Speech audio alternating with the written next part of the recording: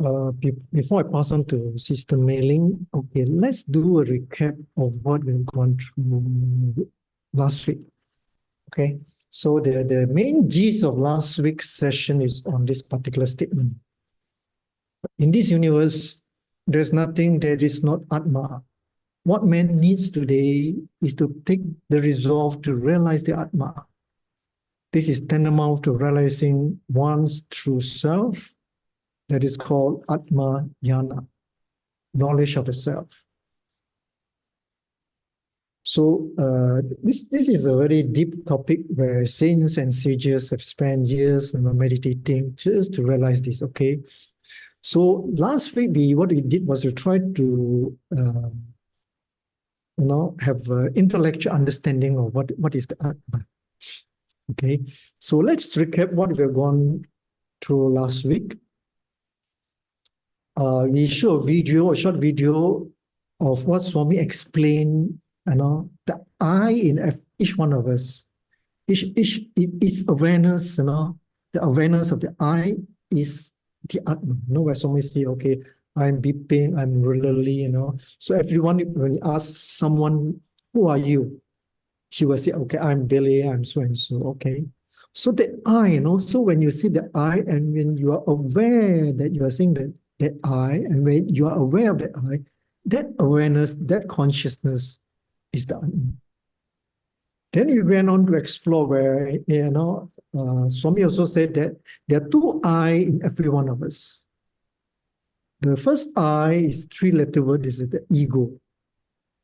And the second I is the real Atma. However, the real Atma is only 80% realized by man, okay, because of our impurity, okay.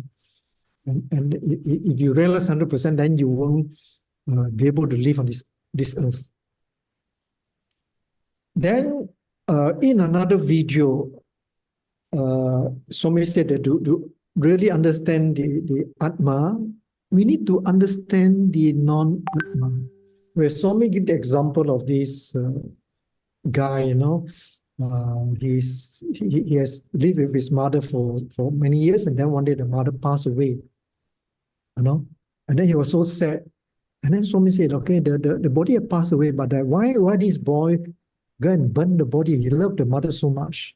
So the body itself is the non-Atma, okay? And the life force is the Atma. So when there's life, the Atma is there. So Atma is a life force in each and every one of us.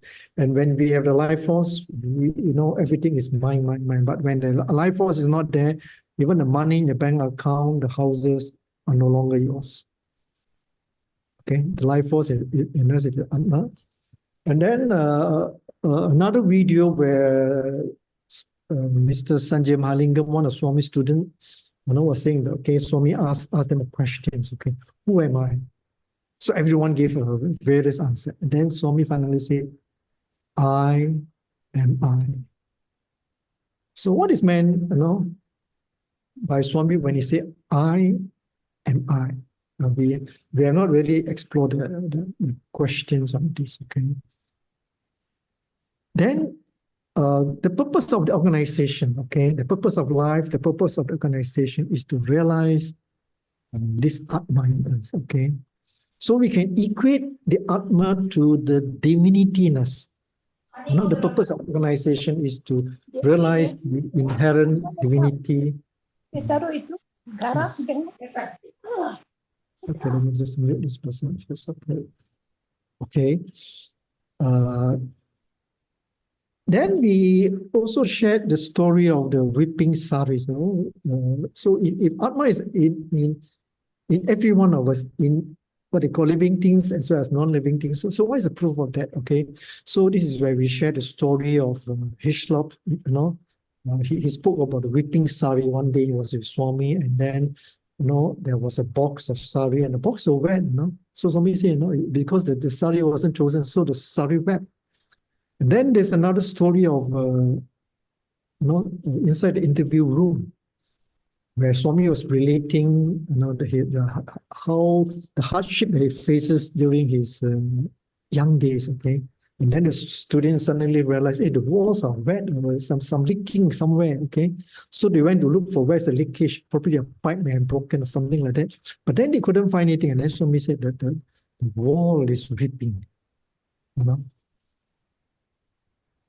Then we also show an analogy of how the Atma in us is the same as the Atma in everyone. Where Swami said that if you put a candle, a lighted candle on the ground, then you cover it with a pot with holes, you know, in the pot. And you see light coming up from what they call everywhere, okay? And then you cover the pot with a piece of thick cloth, you know, you won't see the light. But if you take away the cloth and you break the pot, you will see that there's only one light, the light of the candle, okay? And then this is where Swami said that, you know, the power of the Atma, okay? The divinity in us, the love in us can change earth into sky, and sky into earth, which means if we realize the Atma in us, we become avatar, okay? And then there's Lord Krishna's simple explanation of the Atma to Arjuna. So with that, there's one more video I'd like to show before I pass on to Sister Mailing, okay? So let me show this particular one, okay? So this is a simple explanation of the Atma by Lord Krishna to Arjuna. So Lord Krishna said, Arjuna, okay, listen to this carefully. Neither you nor I are the body, though both of us possess them. I wear my body like a dress, and so do you. Who is this I that's wearing the body? Arjuna, it is the immortal and universal soul, or the Atma, that's wearing the body. By the way, there's no such thing as my Atma, your Atma, and so on. It is the same Atma that is present everywhere, wearing many dresses.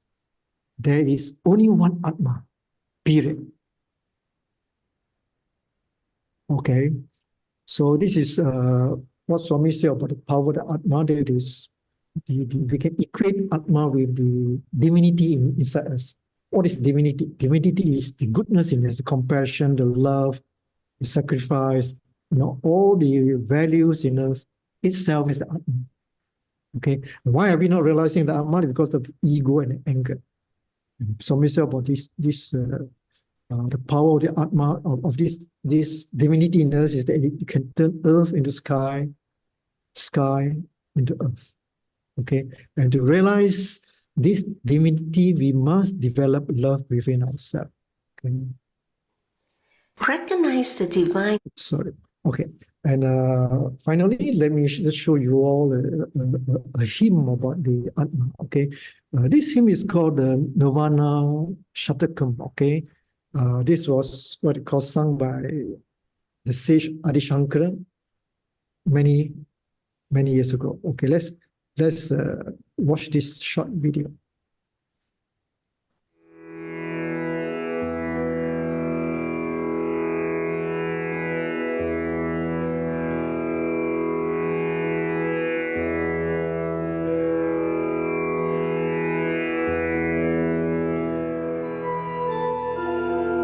मनोबुद्धिहंकार चित्तानि नाहं न च श्रोत्रजिह्वे न च घ्राणनेत्रे Sorry. Okay. न च व्योमभूमिर्न तेजो न वायु चिदानन्दरूप शिवोऽहं शिवोऽहम् न च प्राणसंज्ञा न वे पञ्चवायु न वा सप्तधातुर्न वा पञ्चकोश न वा पाणिपादौ न चोपस्थपायु चिदानन्दरूप शिवोऽहं शिवोऽहम्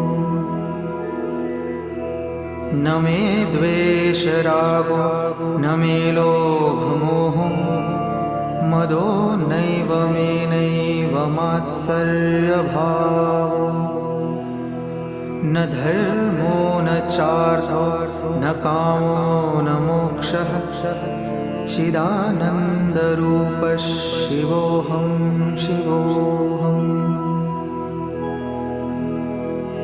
न पुण्यं न पापं न सौख्यं न दुःखं न वेदा न मन्त्रा न तीर्था न यज्ञः अहं भोजनं नैव भोज्यं न भोक्ता चिदानन्दरूप शिवोऽहं शिवोऽहम्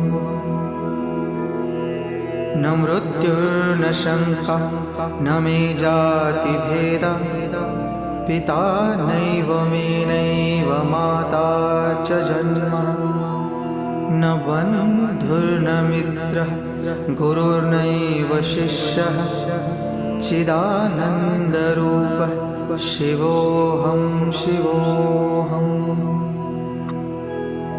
अहं निर्विकल्पो निराकाररूपो विभुत्वा च सर्वत्र सर्वेन्द्रियाणां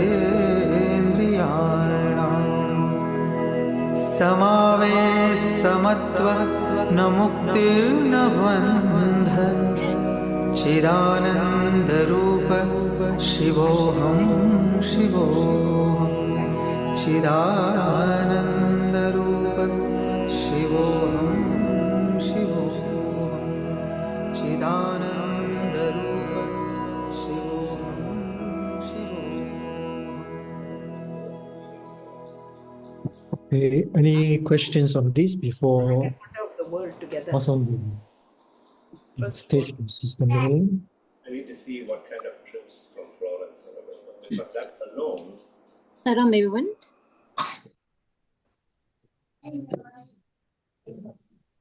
Anybody next? Okay.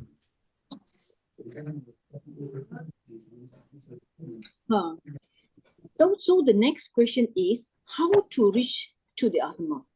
Swami have said, Swami emphasized the importance of integrating Bhakti Yoga, the part of devotions, Jnana Yoga, the part of knowledge, and Karma Yoga, the part of selfless actions to reach the self within, or Atma.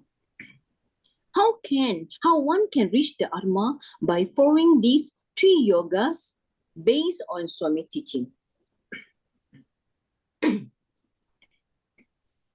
Here come, we will dive deep in by three bhakti. The first bhakti is a bhakti yoga, or the path of devotions. See, Swami already lined up for us actually. The focus is cultivating love and devotion towards God or a personal deity. The practices or the sadhana. The first sadhana is devotional singing and prayer. By engaging in bhajans or devotional songs or chanting the names of God and sincere prayer. I could give an example. I would like to take the example from SSBC Rawang Center.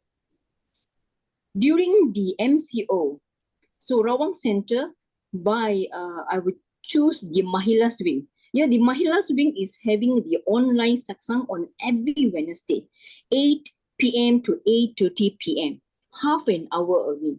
Why? Because the lady is very busy, the mother is busy, the grandmother also very busy. I promised them only half an hour. So this half an hour, we are doing the Namasmarana and we have bhajans, and sometimes we have sharing also. Everything in that half an hour only. Example of Namasmarana is, we have the chanting of 108 Namasmarana, Namavali, okay? And this for the first year. Subsequently, on the year 2023, we have 5 series of Samapanam. So in that Samapanam, we have the chanting of 108 divine name or Sai Padame. This one is on every Thursday, the Mahilas in the Mahilas group, they have given actually a small Baduka. Swami Baduka is a small photo. They need to do the prayers, chanting by themselves. At the same time, they will decorate it. They will send the photo inside the Mahilas group, so that this will be encouraged other Mahilas to follow. So this already happening the whole year of 2023. Eventually, end of 2023, we have successfully launched the Mahila Yatra to Pati for the first time. So 12 ladies went to Pati, and we have been in our Baduka inside the Sai Kuan Hall and offered to Swami. So like this year for the Mahilas 2024, this time we will have monthly activity. Because Mahilas monthly activity start with 2 p.m. We have cooking sessions. Why? The Mahilas need to come to center and cook. Why? Because eventually we had invited the Naraseva family children in center. We give them the free tuitions. After that, after the bhajan and the session is over, we give them food. So the Mahilas need to in center by 2 p.m. They have to cook by 4 and then come back to center at 6 p.m. when we start with Ladita Sahasnamam. Okay, after that we continue with the Namavali and the offering and the bhajans and the message from the Mahilas week.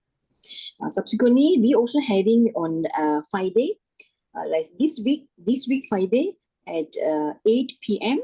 we are chanting the Gayatri Parayanam in the Mahilas house. So some Mahilas will come forward, and they say they want to eat in their house. So we gather at least 10 ladies and we go there. This is formed by one of the wing in our center. Okay, so how we engage ourselves in the bhajans, in the devotional songs, in the chanting of names of God and the prayers. Second activity, Swami say, is love and compassion. Exceeding the love fell for God to all beings, seeing the divine in everyone and everything. In everyone and everything. For this, I would like to call on Sister Lata. Sister, I would like you to share with us the Atma and non-Atma regarding your lawyer, the suitcase. Okay, Sister Lata. Thank you.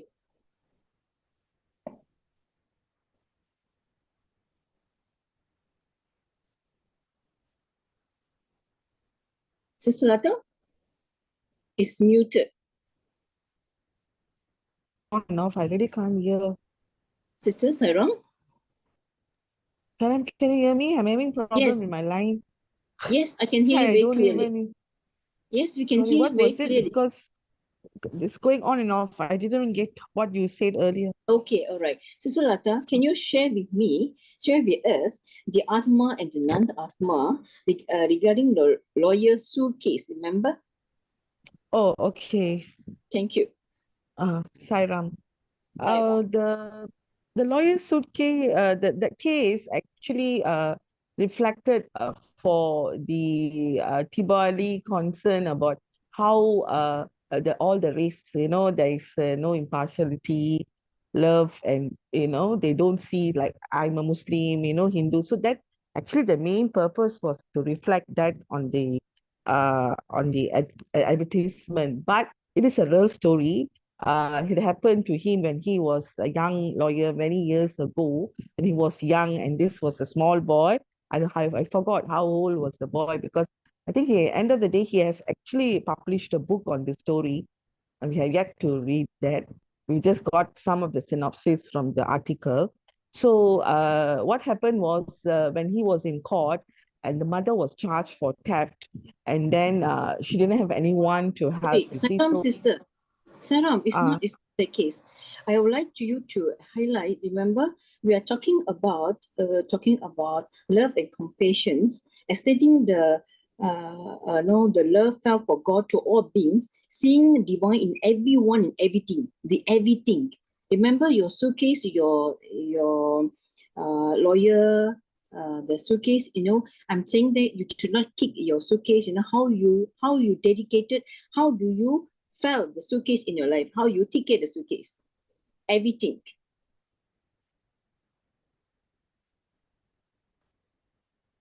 Sister?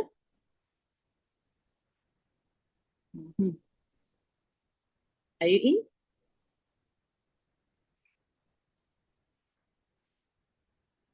Sairam? Sister, can you in? Yeah, I'm back. Can you hear me now? Yes, I can. Okay, sorry, what was it? The line, I came back. Remember your lawyer, you are a lawyer, right? So you carry your Yeah. suitcase. How do Oh, you you mean how the do you suitcase? Oh, correct, sorry. how do you view that one in your life? For you to see it, you see the suitcase is divine in everything. Oh, okay. Okay. Thank Okay, you. that one, yeah, okay, I'm sorry. Okay, that one I practice from very young, that I don't place my bag from school on the floor. Either I will keep it on the desk or I will have it on my lap. I, I from young, I treat it, it's like divine because it carries all the books. So I see in Saraswati, see how we are taught from young.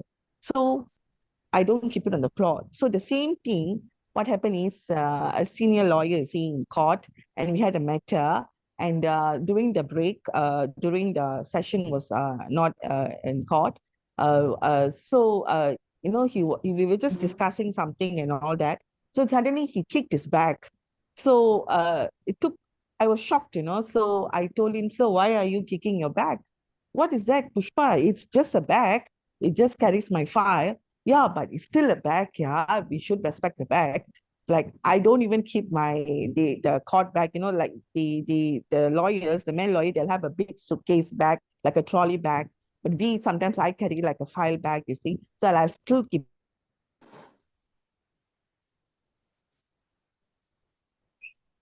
Sister, I lost you now.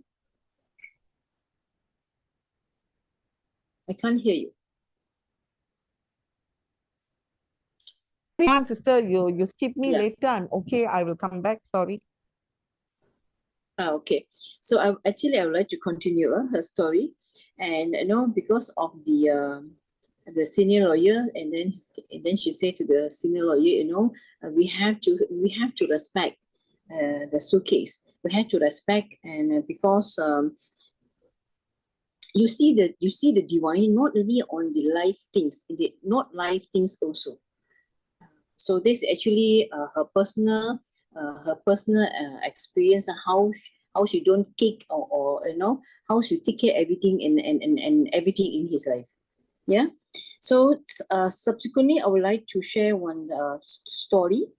And I have read one article actually, and this article I have put in SSBC Rawang WhatsApp group. It goes like this: one young adult go to work, and then every day he go to work, and he will see one uncle, picking up the flower fallen from the tree. So first day, second day, third day, 4 days, then one day he stopped there and he asked the uncle, "Uncle, I would like to ask you one question. Why you picking up the flower, which is already fallen on the floor? There's so many flowers on the tree. Why you don't want to pick up the flower then?" So the uncle said, "You see, son, I felt the flowers. The flower also have a feeling, and have a wish to offer themselves to the altar. So I'm helping them by picking up the flower which already fallen on the floor, and I'll bring it back home and offer to the altar." This small story I write up, which I put up, and it's inspire one of my coordinator in the center, my medical coordinators. Since then, in his house, every morning he will start picking up the flower on the floor and offer to Swami. He doesn't pick up the flower from the tree anymore. So that is the things. When you can see, can feel it, the compassion and love is have to move you by actions. That's it. I'm so inspired to see my young adult do that. Yeah. Okay. Subsequently, there's a saying. Yeah. There's a saying saying that, the animals would like to visit those houses they are safe in their house, because they knew the owner would not hurt them. Actually, this one I would like to call Sister Lata again. I don't know her line is good or not. Her line again, and Sister Lata would tell us about the bird net in her house. Sister, are you back? Can you hear me? I just don't know what's wrong with my line today. Sister On Lata, and can off. you hear? Yeah, I can hear you. Can you hear me? Yes, I can hear you very clearly. Yeah, I just worried that in the between it goes off. Don't know why today the Wi-Fi is really disturbing even my data. Okay. Sister, Yeah, I you would like see. now I would like you to jump to second opinion. The second opinion, remember, we have mentioned about the animal in your house, the bird net. Oh, okay. Yeah, you see, it's like my house. I don't know why, there are neighbors' houses anywhere, but I'm 20 years in this house. But from the day one, I think when we own this house, there is birds, the birds harvesting, It's like they do it on the plants, they do it on the roofs, on the window panels. And then my upstairs bathroom, it's one bathroom, I've not touched it. It's just harvesting for birds. How much we clean it comes back, it comes back. So it's like, I don't know, it's a sin. We clean, we remove it. We hope that you don't do it again, but it comes back. So I just do my duty. We just clean again. We don't know why. Maybe because the chanting from morning, my husband, he prays Brahma Murtam 4:30. Before 5, he does his puja in the morning. So maybe because of that, chanting and the mantra and then evening prayers and all that, so the birds find it comfort or what? Because I used to wonder, I mean, this row houses, why the neighbors, they don't have the complaint? This side neighbor, the left-hand side doesn't have a complaint. Right-hand side don't complain. Why the birds only choose my house? Because maybe I like green, I have a pergola, garden, water fountain and all that. So it comes, and there's one bird every morning, it will come and chip. Exactly, I don't know what time, like an alarm, And then there's one also comes at 1:30. I don't know the names. When my daughter was small and all that, she used to say, oh, the bird is here already. Exact timing every day. And then every morning when I clean or what, when I sweep the house or what, the bird sounds will be there. And then also in the altar, the panel, it will be nesting, and also they're like morning, it's an extra sound chanting, the birds chanting. So I just leave it. So because all this God has created, so they have, I don't know, they're going to find homes. So they chose my home. So I leave it. So it's going on now. It's 2004. I purchased 2024, 20 years. We can't do away with it. We are living with the birds. That's what I maybe it's little bit what we can do for the Baba say Manava Seva, but this is also for the other species. Sairam, thank you. Sairam, thank you, sister. Okay, then we have but the Billy already mentions about the sari whipping story and the whipping war story. Yeah, this is some stories to support the love and the compassion, to everyone and everything, the living one or the non-living things. Subsequently, we'll go for number C. Number C is selfless love. Love without expectation is the core of Bhakti Yoga. By loving God and all His creations selflessly, one purifies the heart and experiences the divine presence within. For this one, I would like to call Brother James. But James, I would like you to, about for the Bhakti Yoga. So I would like you to share with us, and how do you practice this selfless love? Remember, you go to a party and then you buy so many books and then you lend out the books to people. At the same time, you also photostate books, and sell the books from the center. Can you highlight? Can you share with us about this? Thank you. Saram, many years ago when I first come to know Swami, for many years, since I've been to party a few times and have been surveying, looking around, known Swami place quite well, like the Chikrawati River, the Median tree, or the wishing tree and all that, So it's a nice place and all that. So one day I just told Swami, I was in Malaysia. I mean, I talked to Swami, it was always from the heart. So Swami, one of the things I can do is, if I go to party, you send the people to me and I will take them go. So I'll be a tour guide, no commission. Okay.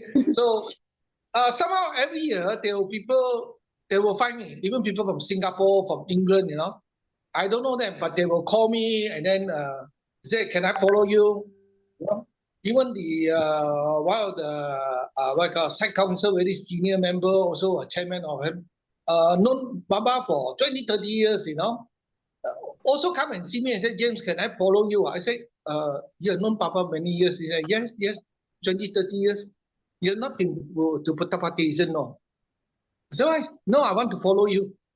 So very interesting how people come to know me and then I take them go, So this is one of the things, take them go, show them around everything. People are very happy. And of course, you have to guide them. Because why? All these pilgrimage, when you go, they'll be tested. So I warn them, they have to be very careful. Whatever you do, whatever you say, anything can happen. Even bad thing happen to you is good. You will know that Swami is teaching you.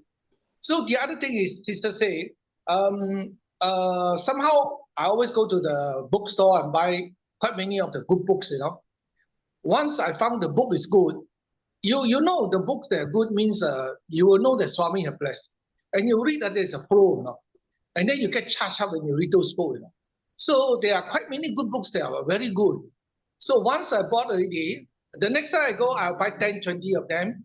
And then when I come back, I will give it to friends, Even unknown friend, even new friend, I'll give it to them, Then, to carry those books, 20, 30 books, come back, one big bag, not easy, And then within 2 weeks, all give up already, So I thought, no lah, like that cannot lah. Then I start I start a library. That means I buy back the books, I loan it to people. I recommend to people and I loan it to them. So they write the name, the phone number. Brother and sister, same thing happened. They borrow the book, hardly return. Okay, some 5 years, some 10 years, some 15 years only return the book. But I can tell you 18, 19 years doesn't return. So for us, we no expectation. We just bring a guideline that after reading, you bring back so we can lend it to other people, But it doesn't happen the way, Majority of them will not bring back the book, But it's very nice. At least I get the book. Whether they read or not, I do not know. But some of them read. Some of them read. They do come back and tell me, the book you borrowed me was very good and all that, And then they didn't return the book also. Very interesting, Okay, Sairam. Sairam, thank you, Brother James. Okay, beside that, I would like to share one sister in Rawang Center. This sister, what she did is, in her own way, she will volunteer herself. In the Mahilas, they had Nama Smarana. So on the one, as an example, 108 Nama Vali, what she did is she need to identify the 11 ladies. Okay, and then she will recorded the let's say one person is 10 lines. Yeah, she will recorded it and she will send to you. So as an example, send to me and I have to practice it and I have to record my voice note and send back to her. And then she will correct it if I make a mistake. Can you imagine 108, 11 ladies, and then you have to send how many times, and she need to remember who make mistake and what mistake also. And so she's doing it, for the whole year for us to be ready for the year, first year in the 2022. This is her way, her own way. She volunteered, in the Bhakti Yoga. She give her effort, her knowledge, and her love, for Swami. Yeah. Beside that, the number D, Swami says surrender.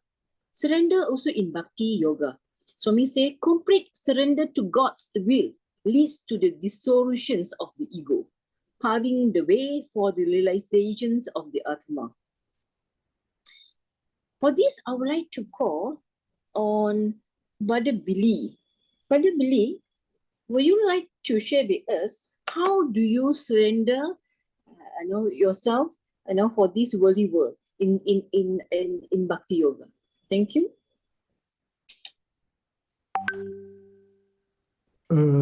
Sairam, when I started in the organization, now I started to become active. Okay, initially, the what you call the expectation is something that you do. There must be certain results. Okay, I still remember the first project, so-called big project that I encountered upon was the first ever youth camp. Okay, in Port Dickson. The time was a lot of preparation, and then you're so I was so nervous as to what is the outcome would be like. The things, a lot of planning, but then sometimes things doesn't go as planned. Okay, so this is, I remember the advice given to me by Brother Jaga. I say, Billy, you've done your part. Now you must surrender everything to Swami. Just do your best and leave everything to Swami. Okay, so that advice have helped me a lot, and slowly I become to understand the meaning of doership. That we most of the time we think that we are doing it, and because of that there are certain expectation, there's certain attachment. But when you surrender to God, you become more non-attached to result and become more happier, and still today I'm still learning the complete surrender to God. So this is an ongoing kind of sadhana until I would really understand what is meant by surrender to God. I still remember one particular phrase, the Islam. I remember this once we visited the Abim group, and they said, I can't remember the exact phrase, but I said, surrender completely to God. That is the greatest sadhana. Okay, with that, thank you, Sister Milling. Thank you, Brother Billy. Okay, now I would like to open to the floor. Does anyone want to share in regards to Bhakti Yoga? Sairam. Sairam. Yes, brother. So you see, the surrender is written a realization of ATMA, right? I mean, self-realization, So that is the highest achievement that one can evolve by doing all the sadhana. But surrender, there are different levels, as we know, right? Some of you, they say surrender and then do what they like, right? The higher level of surrender means you surrender, but you cannot do what you like. That means whatever the result, good or bad, you have to accept. Probably it's the karma, you learn to accept it. That is surrender. That is the higher level of surrender. But the highest level of surrender, true surrender, Swami said, when there is God on one side and you on the other side, that is not true surrender. That is actually self-realization. So there are different levels of surrender, right? Billy just now say he's still learning. Of course, we all are learning. Unless we reach the level of self-realization, then we only can experience self-realization, can experience the true Atma itself. Otherwise, we do what we can, right? Learn to accept whatever the result it is. Surrender the result to God, right? The other thing is, I think we have to mention this is very important. Billy said most of the time we think we are the doer. Right? Most of us who are unspiritual, we think we are the doer.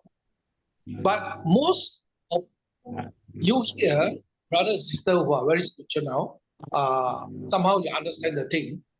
The one thing is very, very interesting is that whenever we got opportunity to do some seva or something good, I always thank Swami. Swami, thank you for giving me the opportunity, the blessing, to do some seva. It's not that we are doing, it's that his blessing and his grace that we got the opportunity to do. So it's another level. I think most of us are practicing this, always aware. Because you see normal people, when they do a lot of things, I do this, I do that, the I always coming, the ego always coming. I done so much already, you all do so little. So Swami said, it's not the quantity, it's the quality you do. Even small thing you do with love, it's good enough for you. Sairam. Sairam. Thank you, Brother James. Okay. Suresh, anything you want to add in the Bhakti Yoga? Sairam? Yeah, it's very well covered. But the key thing is in Bhakti Yoga is to increase the adoration. Adoration is the the adoration is the key thing, Bhakti Yoga, because service, adoration, illumination. So this aspect of it is adoration. So the whole idea is, as we keep on going for bhajans, as we keep on doing study circle, as we keep on doing this, the intensification of our love and devotion to God should keep on increasing. So as a result of these exercises that we are doing, the devotional singing, love and compassion, selfless love, surrender, all these processes must slowly keep on increasing our awareness, our consciousness, what we are doing for God, for the divine. Eventually, what will happen is, as we keep on doing, finally we find that, like our outlook, our thinking, our feeling, all these things slowly will become more and more tuned towards the divine, which is one of the things that, when the Atmic realization, because Atma, when we kept on talking and there was belief, Brother Belief, when listed out the whole range of things there, that is a very important component, because this adoration will lead us to experience the Atma which is within us, you see. Ultimately, that is what the key thing. So we are now at the physical, mental, intellectual level. At these three levels, we are integrating all three components of the human personality, and slowly the mind will become less agitated. And when it finally comes to a point where we can slip through and experience that Atma, the adoration is moving towards that Atmic experience itself. That is what ultimately it is. So in every time we go for bhajan, we feel the peace. That 1 hour, we don't think about anything else. We just enjoy the singing. We are actually giving a chance to exercise that ultimate expression, is it? Seeing God in everything, serving other people. It's all a process of finally the veil of the mind removed, and we are able to see or experience the Atma. So we must realize this Bhakti Yoga, the river is moving towards experiencing the divine and the Atma inside. So if we keep that in mind, then I think then it will be our growth will become very strong, because you can see something happening, you can feel something happening. Yes. Thank you, Ne. Thank you for the very insightful explanations. All right. In that case, I will move now, go to the second part, Jnana Yoga. Brother Billy? So Swami said the second part is Jnana Yoga, the part of knowledge. The focus is attaining spiritual knowledge and wisdom through intellectual and experiential understanding. So Swami is emphasized on the intellectual, at the same time is experiential. We have to have the experience in it. Okay, right? The practices is what? Swami give us the practices or the sadhana. The first one, study of scriptures, like reading and reflecting on the sacred texts such as Upanishad, Bhagavad Gita, and Swami discourses. Example, like on every Thursday, there's a group or reading group reading on the Swami discourses. Like this year, we have just finished Dhyana Vahini. In that WhatsApp group have 251 people, only one coordinator. So every week on Thursday, morning start from 5:30 a.m. until 8 p.m. They will have indications of the pages to need to finish. Normally 2 and 3 pages only. You need to finish it. Then you have to put the remark in the WhatsApp group. Like me, it's 83. So 83 Sairam. So mean I done. I read it. Meaning that. So at the end of the day at 8 p.m., the one devotee from the group will be offer himself or herself to offer Swami taking Arati for Swami for the closing for that week. So we just finished the Dhyana Vahini. Now we started the second book called Satya Sai Vahini. So this is another way how we can engage, in study of scriptures. Okay. At the same time, like today, our satsang on every Tuesday, spiritual satsang. This satsang also would be a good platform on the part of knowledge and the spiritual learning and sharing. Second one is, so we say, self-inquiry. Constantly asking, who am I? Who am I? Who am I? And seeking the true nature of the self beyond the body and mind. So the question is, we need to ask how to define, the next question is how to define your own self-spiritual growth. So everyone have their own measurements. How do you define it? The 1 year before I attending the class and after 1 year, how do you define yourself in spiritual part, which part you are growing? Or another way is we call it like self-audit. This self-audit also is very important. You measure your own self, the growth in you. Or keep asking yourself, keep asking questions. Keep meditate on it. Self-inquiry. The third one, Swami say, is the unity of all beings. Understanding that all beings are manifestations of the same divine essence. Realizing this unity leads to the experience of ATMA. Example I would like to give here is like during COVID time. One COVID,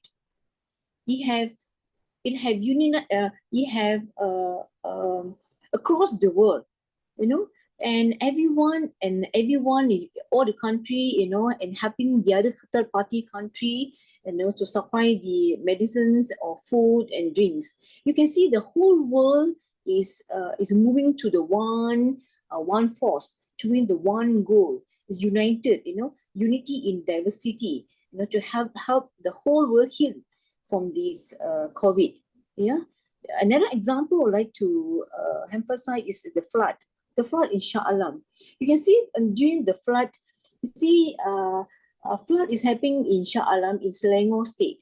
But eventually you can see the highway is so full with cars, which they carry their sampan, the boat, from different states and come over to Shah Alam, because you cannot enter inside the housing area without using the boat, which I was there also. Yeah, and that view, that the compassion, the love, the caring, the same thought, the synergy, I don't know where it's come from, but it's just unite everyone and everyone there. This is one type of unity in all beings. All right. The fourth one, Swami say, is detachment. Practicing the detachment from the material desires and sensory pleasures help in focusing the mind on the pursuit of true knowledge. This detachment, I would like to actually to have Brother Billy again. Brother Billy, can you share with me one of your passing thought on detachment, how you detach yourself? By knowing detachment is just a knowledge, the word detachment. But how do you practicing it, from the spiritual world and the worldly world in your own practice? Thank you, Brother Billy.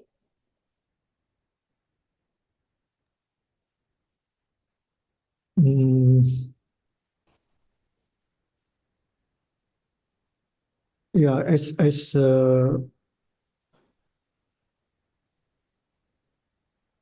as time goes by, okay, when you realize that life is just a block of ice, so you tend to ask, question, is this important?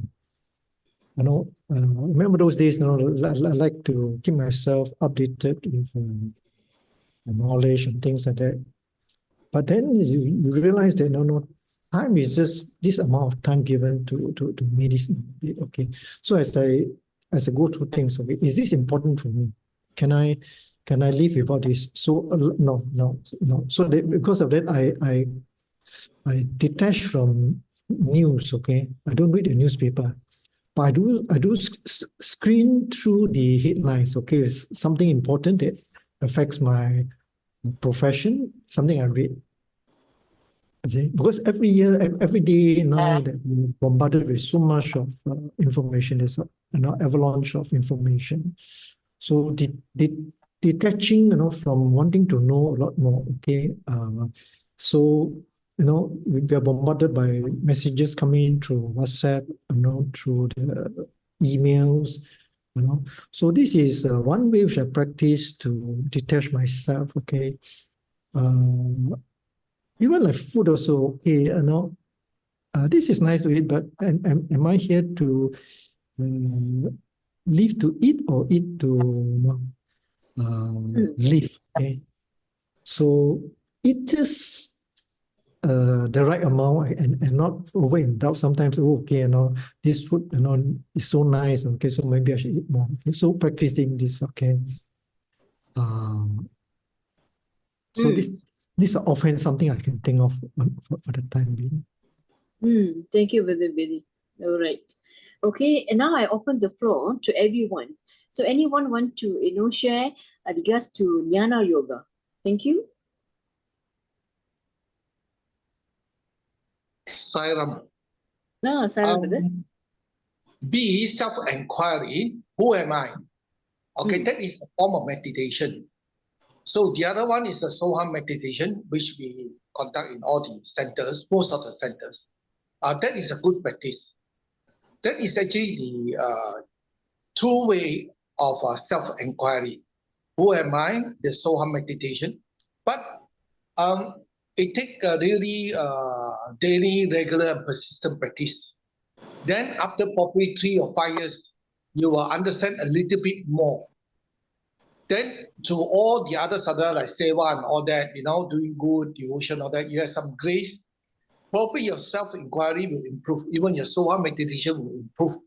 And then probably one day you might experience the silent bliss. That is the true way of self-inquiry. It's not just the mental inquiry. Although the self-inquiry, who am I, is mental, even soham is not mental, right? But actually, the way to it will reach the silent.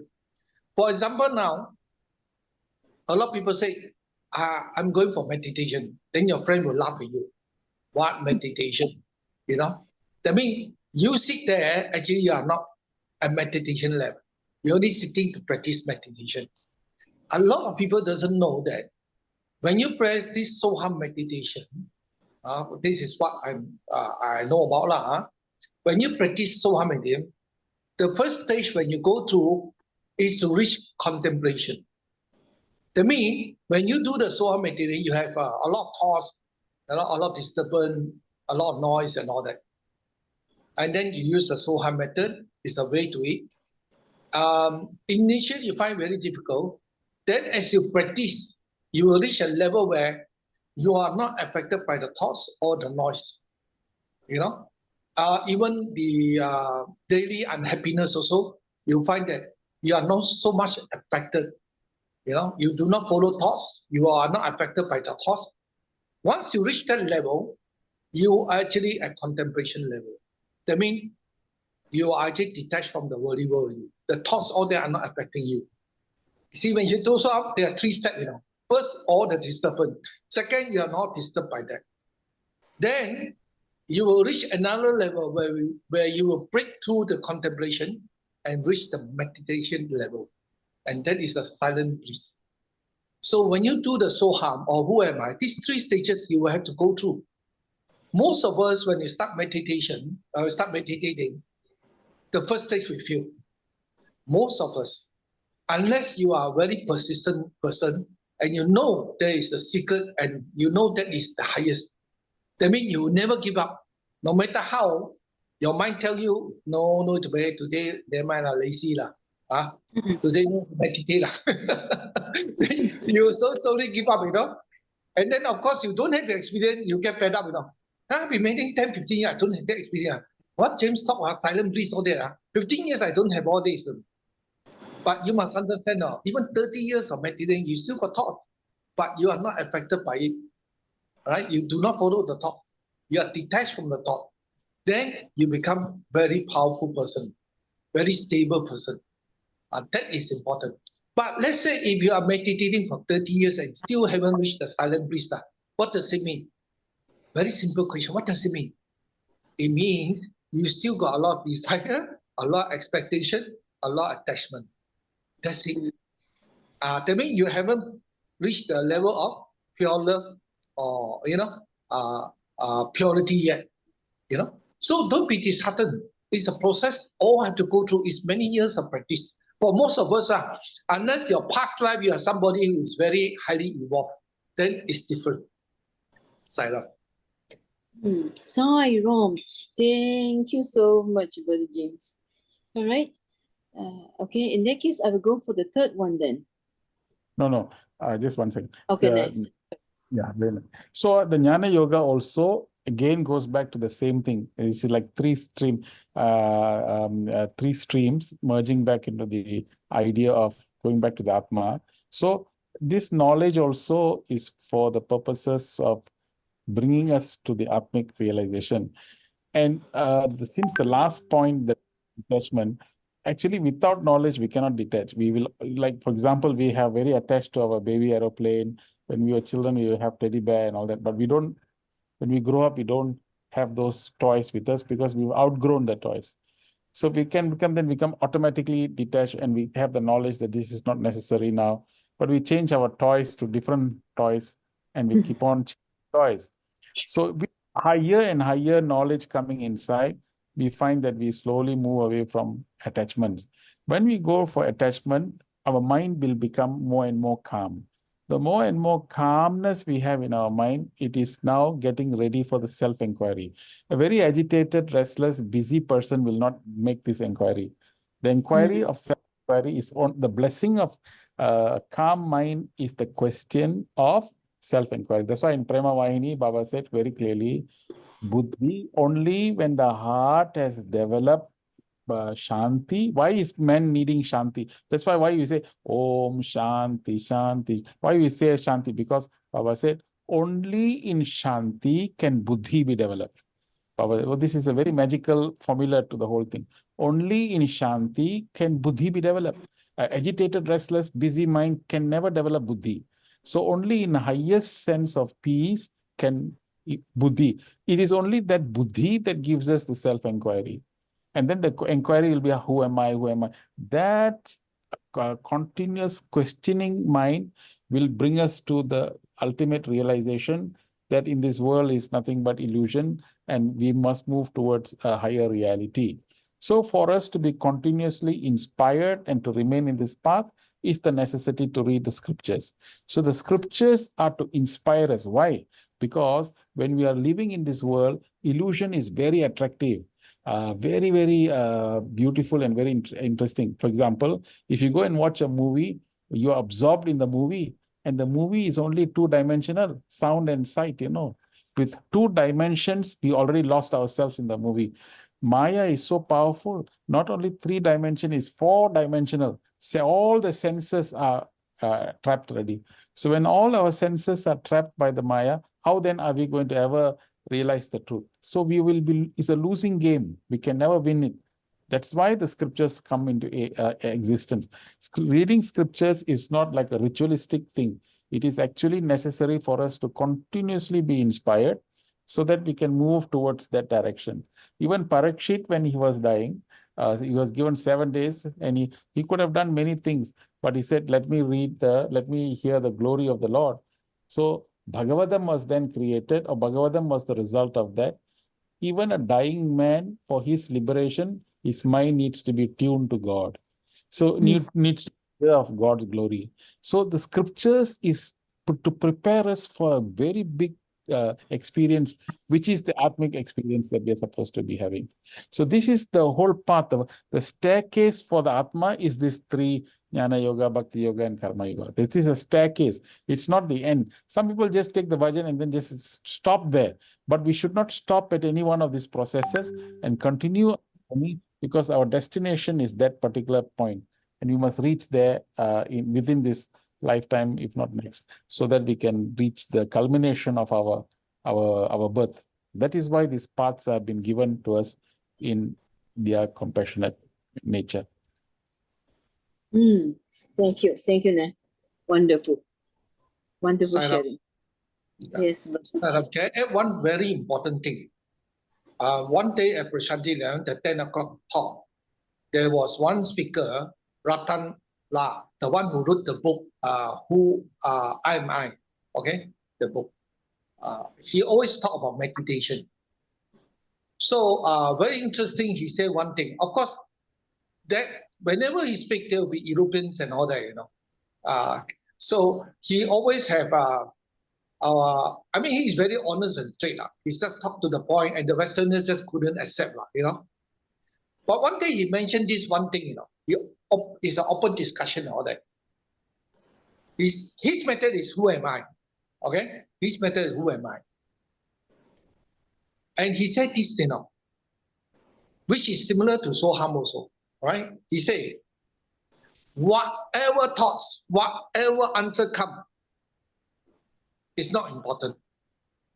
That is the secret to meditation. You see, when thoughts come or idea come, we are attached, we follow, you know, right? Our mind are like that. He said this, whatever thoughts, right? Whatever the ideas and all that come, it's not important. During when you're doing the meditation, the time, it's not important. But a lot of people meditation will look, you know, even Ampak Eko, they will look for it. And that's totally wrong. Okay, Saram. Sarah.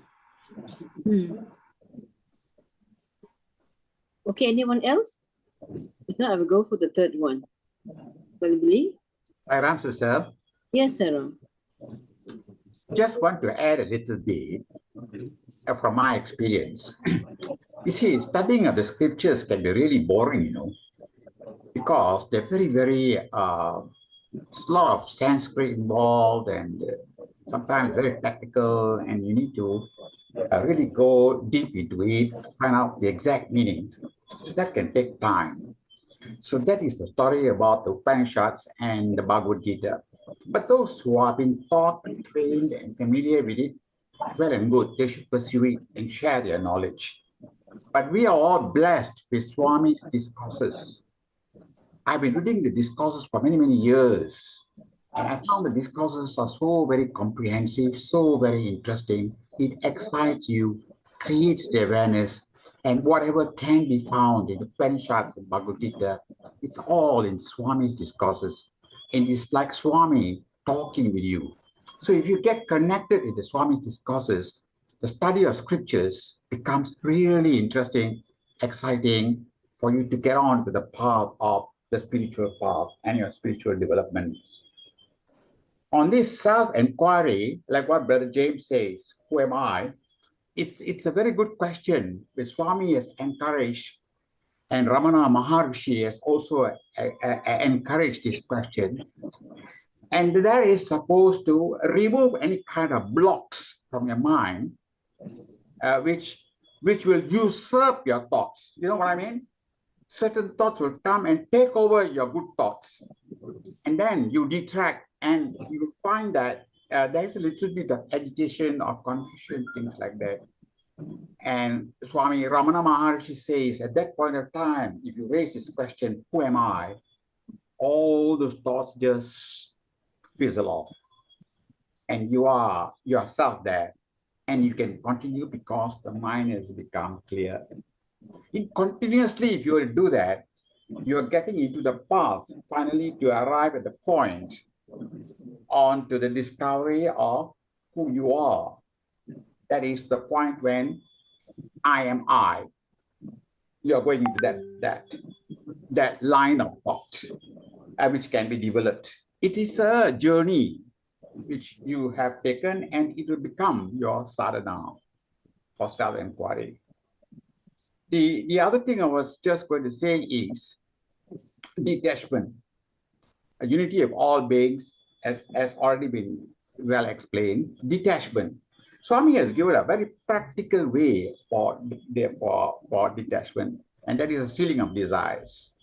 It's very nice. I remember years ago when we were exposed to that, and then we saw that thing being practiced and taught Balvika's children and our children and even the seniors. We practice Narayana Seva, and we can see the process, the process of spiritual development. How does the process when you become humble, you think about the needy, you take a pinch of whatever you do and put it into the tin, and at the end of the week or end of the month, you give the tin to somebody who is in need. The center will find the people, and we do this kind of a welfare service. And then you look back and see what have you become. You have changed yourself. Changed yourself. Hello? You have changed yourself. And this is the direction. This is the direction which Swami wants us to take. Be humble, be loving, be concerned, and keep on doing this welfare. And in the course of you doing it, you are detaching yourself from material desires, because you're sharing whatever you have with others. And then the sensory pleasures will diminish and your mind becomes more focused. Don't forget, we are always going in tandem with Swami, and Swami is walking along with us. Therefore, the process becomes easier and the path becomes clearer, and we have a very good mind to develop further into awareness for higher spiritual development. Sairam, sister. Okay, thank you. Thank you, Brother Rama. Thank you. So, Brother Billy, next. Okay, the third one is Karma Yoga, the path of selfless action. The focus is performing actions selflessly without attachment to the outcomes. So Swami give us the practices. The first practice is selfless service, meaning engaging in acts of service or seva to others, considering service to humanity as service to God. For this, I would like to share my own experience. I choose one Grama Seva. This Grama Seva, or we call Lula Seva, in Bavi village in Sarawak. This village actually is in the border line of Kalimantan, means Indonesia. So the first day we was there, and then we had to do possessing and so many planning for the first day. The second day is early morning we have to leave. So leave by 4-wheel drive. So we leave halfway through, had to get down. Then we have to jump in to a lorry. You know, the lorry, the vehicle is exactly those, you know, we're selling the cow, and then the cow jump in and the behind of the lorry, exactly the same. Because they have go through the off-road. Okay, after that, we will reach the place, the first point. Getting down for the first point is around maybe 4:30 in the late afternoon already. That point we get down, actually normally we stop in the school. That school, and we stop there, so we will put a night in the school, we will cook and we will eat, and then some children is coming out. You know, the children surrounding that area is Orang Asliya. Children, they will come, so we will eat together and for the day, for the night. So the next day, early morning, 7, 8 o'clock, you can see one group of young adult, orang asli, from the Bawi village, they start walking and pushing us. Why? Because we need to carry so many things inside the jungle. It's like hiking. Early morning, like 7 o'clock, we had to pack things and start moving. So there's so many things we are carrying in, like rice packet, mee hoon, flour, and so many things. So we need them to help us to carry. So they will bring their basket to carry the heavy stuff. Besides, we carry our things. So normally we have around 20 to 30 people of us. Okay, and then we start walking towards early morning, like 7 something. When we reach there, the hand to the Bawi village, we are crossing one way 13 rivers. So you step in and you step out again. You step in, you are wet, and then you are step out again. So the river, the flow is very high, so I have to hold on the roof. Okay, to hold on that, the tali, the things, for us to cross to the other side of the river. So the body will be wet, things will be wet and dry again. So when I reached there around 4 something, so the group is a long house. Bawi village actually is a long house. So what we did is immediately the medical team have to function. So the medical team, they will start looking for chair thing done and open shop, meaning they start queuing people, start examining the people there staying there. There will be around 150 people or 200. So they will skin through everyone. Because we do not have time. The next day morning we have to leave. So we start evening, when you reach there only, we have to start until late midnight, non-stop. This is for the medical team. For the another one team is hygiene team. Hygiene team means we cut their fingernails, we check their hygiene. At the same time, we do their hair cutting for them. So hair cutting, after haircut, we also bring the shampoo and we wash the hair. The hair is so dirty. So my hand actually all become a brown color.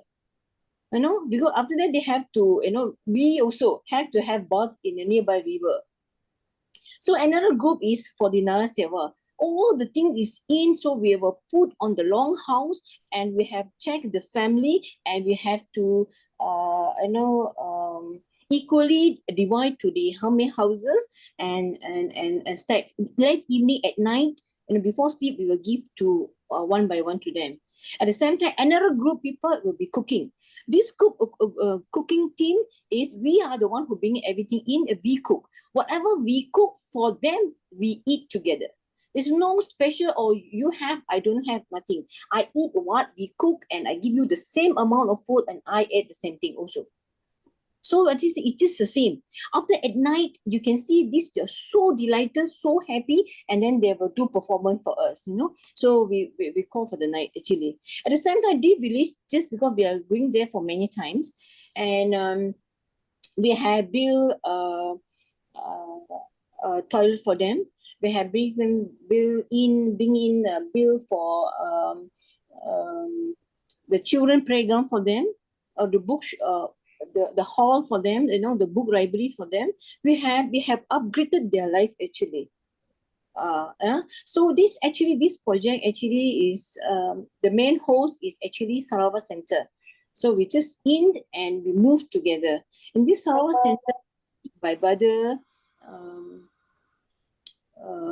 from I can't remember his name, brother from Sarawak, and then this brother per month, every month they go in and out every times, silently they work.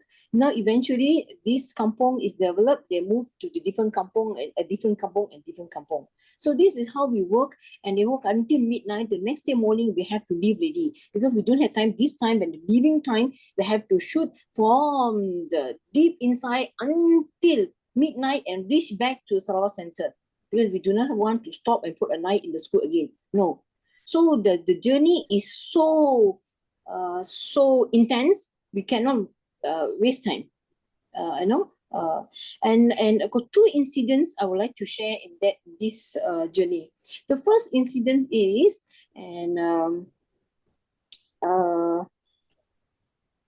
let's say, the first incident is, let's say, we are coming back time, we choose to coming back with the long boat.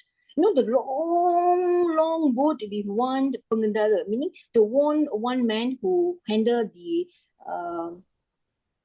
generator of the boat, and we do not have the life jacket, life jacket. And then one long boat, maybe around 4 or 5 people only, you can sit on the boat.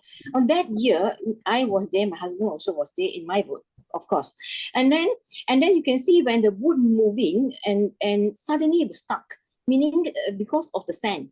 So what the guy did is the chap would jump inside and move the boat, and then he would jump in again, and then he continued the journey. 1 time, 2 times, 3 times. Come to one point, that water is very deep. I can see the water is very dark color. That moment, my husband jumped.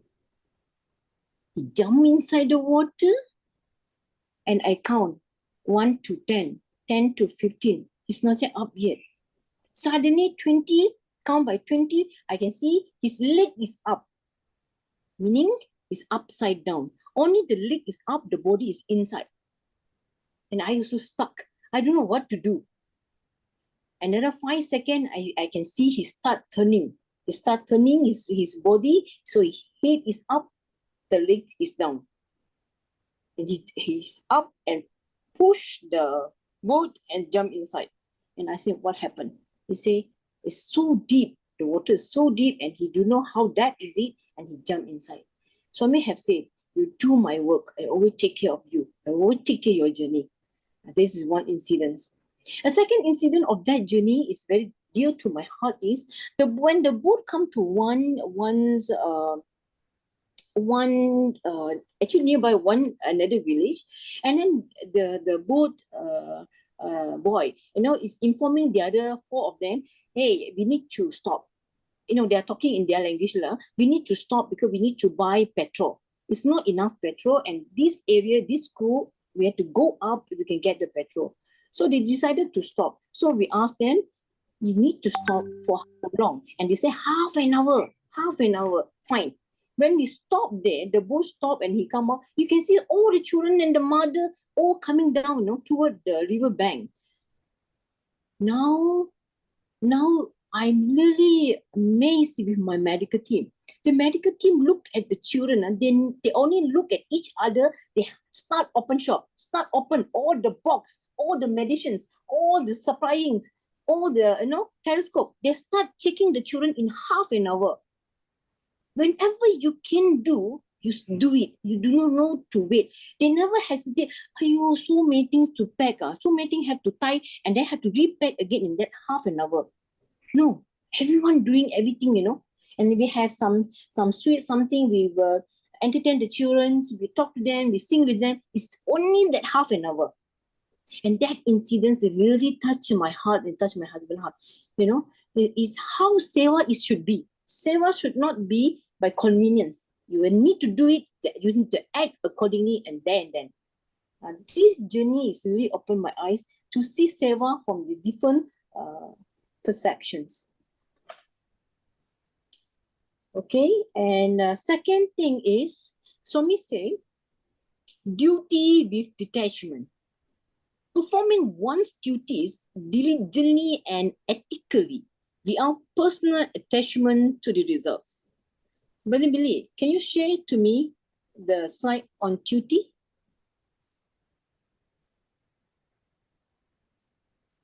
No, the other one. Yes.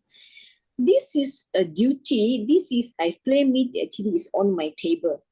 And this duty by Swami is my big reminder for me. I would like to share with everyone here. Duty. You have to busy yourselves with activities in order to use time and skill to the best advantage. That is your duty. And duty is God. The Tao and the inner world hesitate to be active for fear of exhausting or failure or loss. The emotional, passionate individuals will pluck, headlock, and crave for quick results and will be disappointed if they do not come in.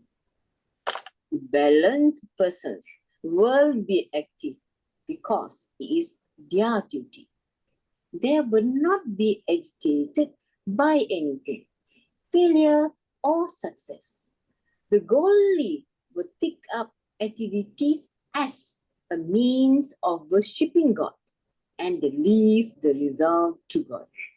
They know that they are but instruments on the hand of God, Baba. This duty is my big reminder. And when I'm very, very tired, I will say, Swami, please, Swami, I want to call for the day. And then look into it. I'll breathe in and breathe out again, and it start back again. This is a beautiful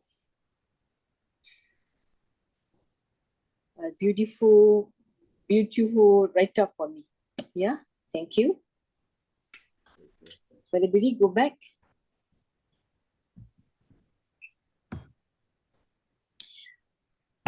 Yes, the third one.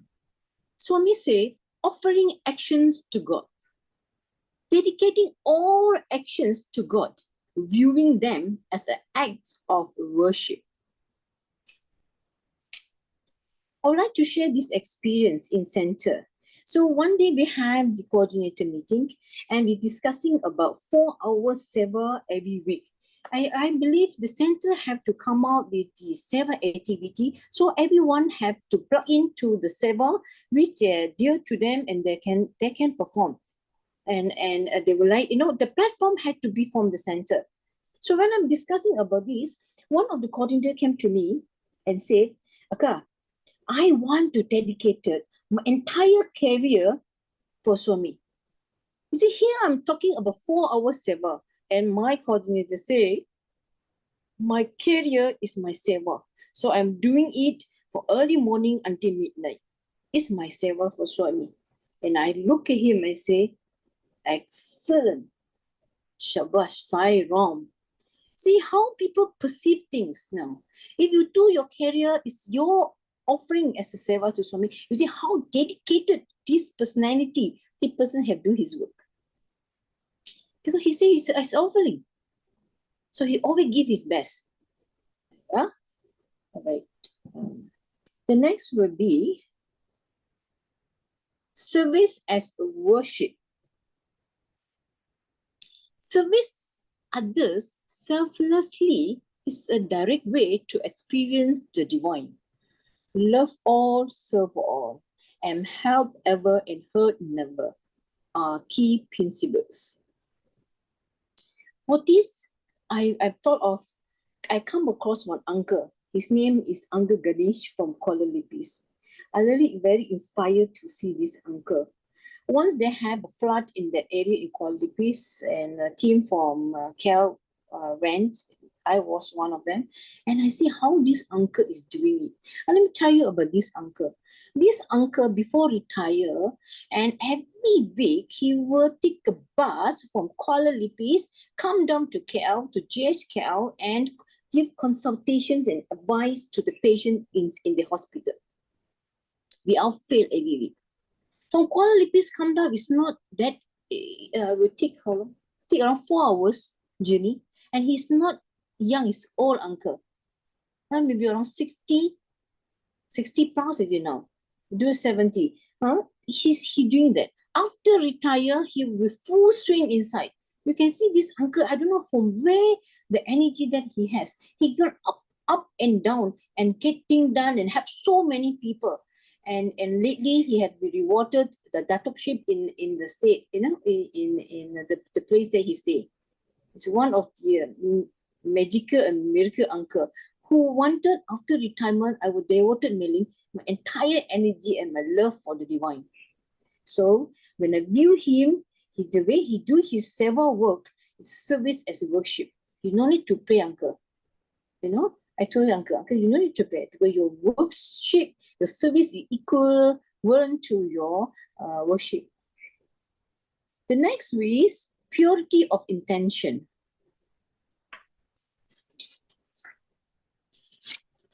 Actions should be performed with pure intentions and love. We are expecting rewards or recognitions. I come across one devotee. He's young adult. He's still a young adult. maybe now in the 30 plus years old. This boy have a magnet in him.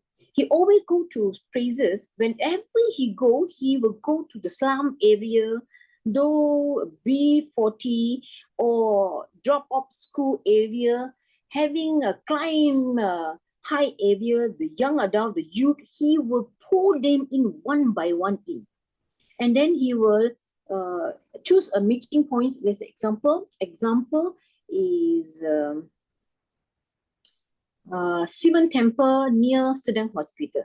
On every weekend, every week, I cannot remember, is it Friday, Saturday or Sunday? Every week you can see this group of children will become. Now will be around 80 to 100 children already. He will teach them. These children actually from the broken family or gangster children, the gangster punya children, the gangster their own children, or he will teach them bhajans, Veda, and bring them for service also. Got one several service when Rawang Center is having the Leopardstown visit.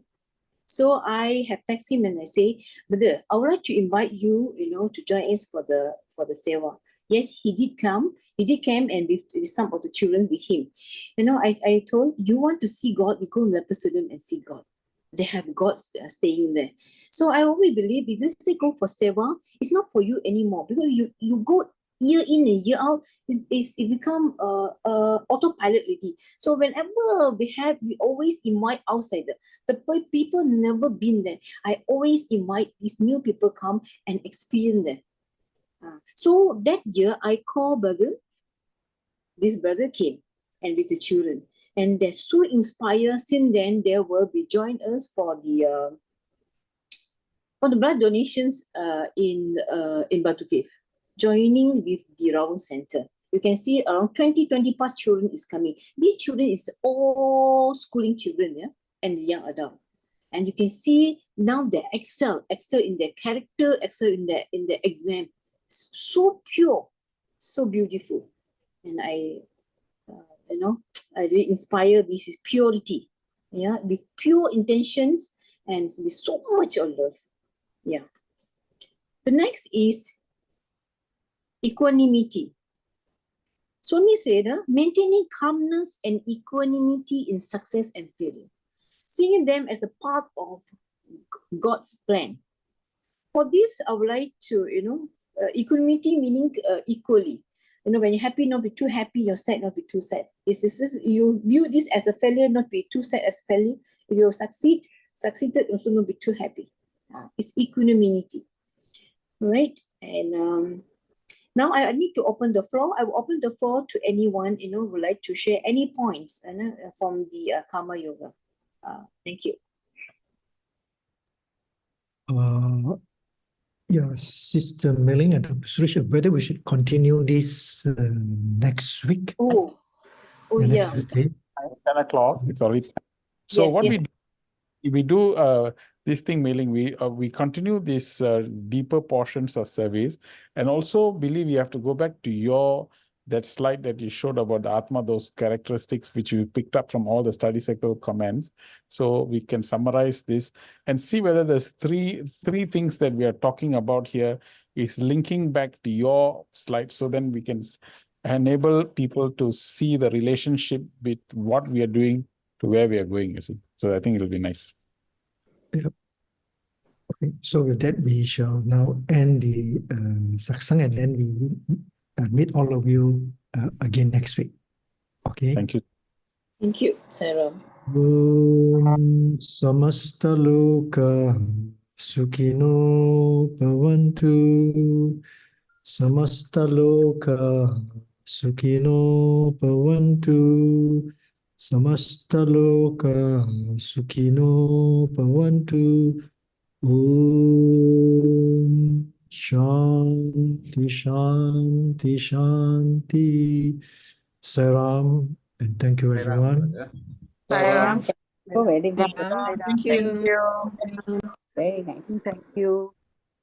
Yeah.